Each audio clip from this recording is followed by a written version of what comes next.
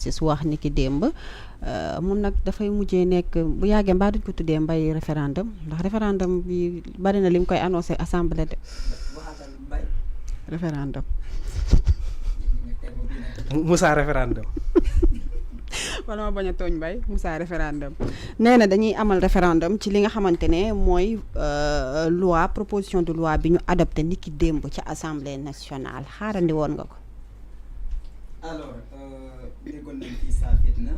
déggoon nañu sans Ndingler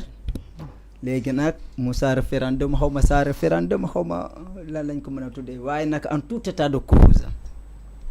référendum bu fekkente ni dañuy adopter benn loi boo xamante ni c'est pour walla ça concerne benn verrouillage constitutionnel képp ku ñëw dootoo modifier l'article 37 de la constitution nañu ko def verrou définitif waaw mën nañ ne waaw d'une part oui ñu ne d'accord nañ ko ci jëme waaye nag article modification bu ñëw parce que dañoo soumettre 30 modifications de la constitution bàyyi baasi ne déedéet du fi jaar ñu def recours ñu annulé ko c'était anéanti maanaam effort bu ñu defoon tentamaat bu amoon yëpp yuuxu yu bari yow yëpp finalement ça n'a pas abouti constitution bu ñu adopté woon dañ ko rejeté par le conseil constitutionnel ginnaaw bu Baye Bass le président de la République El Bachir def recours devant les 7 sages cette fois-ci ñu ne d'accord bu ñu jël les 30 articles boo xamante ni dañ koy soumettre pour une nouvelle constitution dañ koy indi modification pour la constitution waaye nañu dem par article ci article boobu Baye Bass à travers maître Moussa Sarr que je salue au passage pour sa disponibilité puisque chaque fois boo ko woowee rek da lay wuyu que ça soit appel normal que ça soit SMS que ça soit par WhatsApp il répond là je peux le dire non pas comme en tant que ministre lu ma doon xam ci moom moment yoo xamante ni c'était les moments troubles mu nekkee ministre je l'ai jamais dit bonjour. D'accord. Alors bu ñu ñëwee ñu ne d'accord dañuy dem référendum kon de ren de référendum dina bëri parce que ginnaaw bu bàyyi son excellence saisir le conseil constitutionnel ñu anéantir les décisions c'est-à-dire l'initiative parlementaire Ousmane Sonko génnaat mu ne ko na préparer chaque semaine dina saisir le conseil constitutionnel cela veut dire que mbii mbaalo bi jeexagul de article 37 on saisit le conseil constitutionnel on saisit le peuple maintenant bu ñu indee article 8 on saisit aussi le peuple plus ça continue c'est le président de la République l'exécutif qui ne va pas travailler. En réalité tant que le président le gouvernement est dans ça duñu liggéey gouvernement warul xaar assemblée nationale di ko dicter la loi maanaam di ko dicter lu mu war a def yow mënal sa politique de la nation le président de la République définit la politique de la nation exécuter sa politique de la nation man damaa ñëw askanu Sénégal ñu nga sonn dinaa def sama kent lay kattal ceebo bi ngeen soxla ngeen mun koo jot comme le Mary Teuw Niane indi woon na kii bi loo xamante moom moo di un étudiant hors ordinateur les jeunes mu ne foo nekk foofu la beneen bi moom moo di sénégalais foo leen mënta nekk di ngeen a faju dinaa nekk ci seen besoin dans la prise en charge sanitaire beneen bi sénégalais foo leen mënta nekk ñu ngi ci nawet yéen baykat yi loolu leen soxla ci intrant loolu leen soxla ci matériel dina leen fekk fi ngeen a nekk mais gouvernement warul xaar assemblée nationale mu tànn leen benn corde ñu leen di diri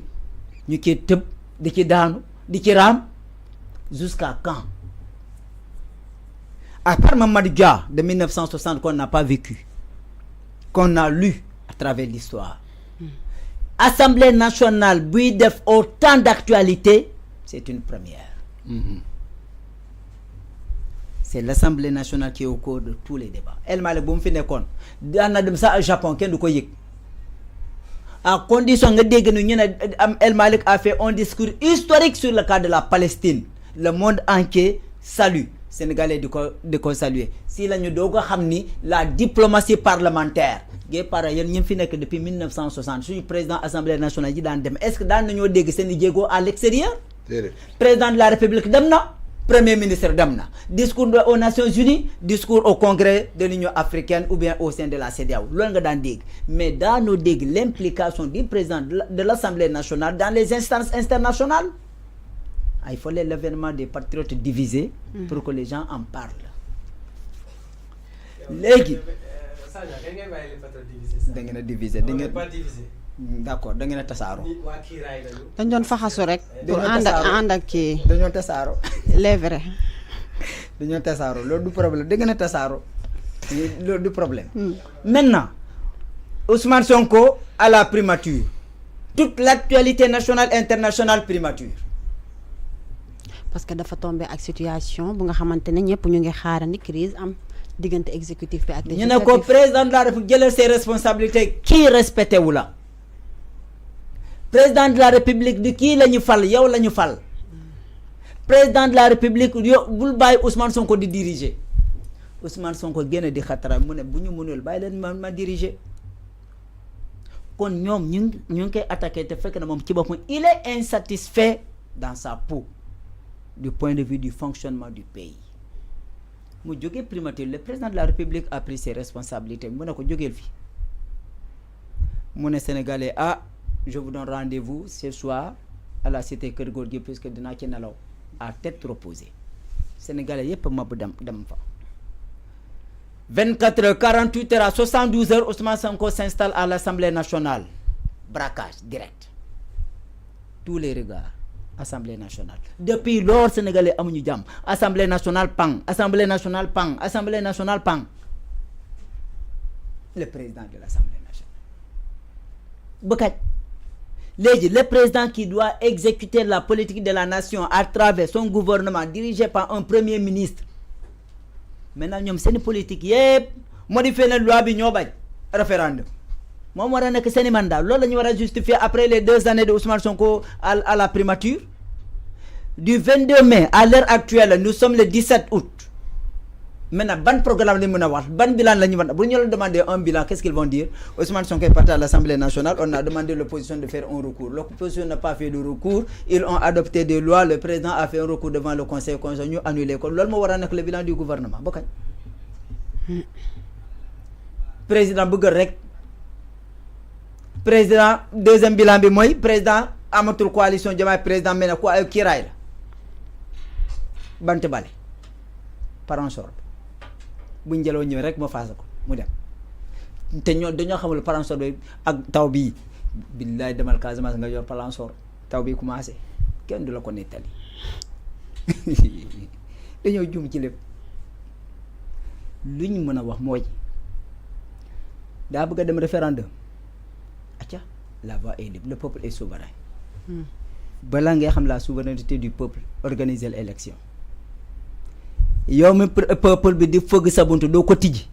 yow yaa mujj daw dem fëgg seen buntu lenaan li lay war suula kaay leen yow yaa leen fekk seen salon nga leen oto baa ngi nii taxaw kaay leen dugg ci ma yóbbu leen ngeen vote après ma indi leen seen kër balaa ngay xam le peuple est souverain nga soxla élection di nga ram si buntu kër yi doo xeebu benn jeune léegi nag dañuy dem référendum la voie est libre ñu dem référendum mais ce que nous pouvons dire élection référendum bu ñu indi à part Abdoulaye Wade 2001 Abdoulaye Wade dafa effacer la constitution du Sénégal mu indi benn nouvelle constitution mu ne Sénégalais lii laa leen di proposer boo leen ci àndee kaay leen ñu ay dugg ci loolu la ñu wax la constitution de 2001 jusqu'à présent moom moo nekk en vigueur au Sénégal à part 2001 amagul beneen constitution yeneen yëpp c'est ay modification la modification ñii indi bu ñu yóbbu référendum verrou sur le mandat du président de la République ndax lan Macky moo ne woon man bu ma nekkee boo leen ma falee en 2011 boo leen ma falee dinaa jël sama mandat de 7 ans ma indi ko 5 ans ma accéder au pouvoir ñu ne ko gor ca wax ja mu ne xaaral ma laaj ca conseil constitutionnel ñu laaj ñu ne ko avis la ñu la jox bu fekkee ne da nga bëgg a wàññi sa mandat mën nga wàññi sa mandat mais le peuple souverain du Sénégal dañu laa fal pour 7 ans yow yaay xool. ma ne le conseil constitutionnel m'a donné une décision ñu ne ko déedéet avis la ñu la jox yow yaay xool ndax sa kaddu mooy sa dignité est-ce que tu vas respecter sa parole loolu yow la ak sa conscience mais nous en ce qui nous concerne constitution bi nga waat mooy 7 ans mu ne d'accord je fais 7 ans. ba deuxième mandat. mu dugg deuxième mandat. mën a révision constitutionnelle wàññi mandat bi indi ko 5 ans ma ne d'accord loolu mënuma ko yemale ci parlement naa ko yóbbu ci peuple pour que beneen président bu ñëwee bu bañ koo laal puisque dañ koy verrouiller doo ko laal noonu tey jii nii si le président de la République veut modifier le mandat présidentiel de 5 à 7 ans wala de 8 ans jusqu'à 10 ans moo xam mais il faut mu dem laaj ci askan wi loolu imposition la ci verrouillage boobu peuple bi moo mën a déverrouiller waat ñu ne ko d'accord nangu nañ yokku ko nangu nañ nga wàññi ko waaw wala déet maintenant dugg nga dangaa nekk un président endetté génn nga d'accord nangu nañ fayal sa bor yëpp mais bul jël suñu alal mais nag du ma déclarer il faut ma laaj askan Sénégal wallahi bu damay askan Sénégal wax ma ne benn ekki xam nga am na ñu doon double bouton lañ mais bu moytuwulee day am triple bouton am ñoo xamante ne dinañ voté 4 fois wala 3 fois ne ko nous sommes d'accord nga déclarer sa man sa kii nii boole ki yow boo defee sa déclaration de patrimoine boole si sa jabar yi nañ def seen déclaration de patrimoine ñoo xam seen i compte ñu ne ko troisième bi sa doom yëpp nañ def déclaration de patrimoine benn la doon laajte mënu cee am soit waaw ngay wax wala déet loolu métti ci référendum waaw wala déet boobu noonu boo tax wii bi dina am 3 fois peuple Sénégal bi lay laaj ñu ne ko yow mënoo mais moom est-ce que du leen laaj ndax président assemblée nationale ak premier ministre dañ cee war a ñoom ñëpp bu la neexee présenté képp kuy présenté émission